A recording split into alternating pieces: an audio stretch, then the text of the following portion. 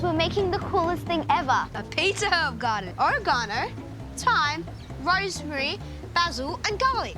Garlic is technically not a herb, botanically speaking. It's still really good on a pizza. Native river mint. Check out this patch I've made for us to plant in.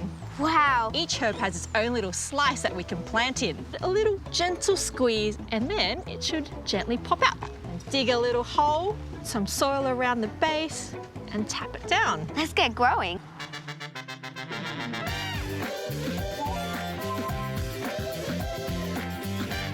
This looks amazing. Our pizzas for our pizza party are gonna be delicious. It'll be a couple months before all our pizza herbs will be ready.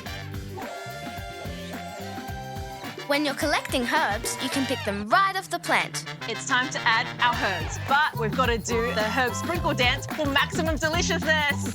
So good.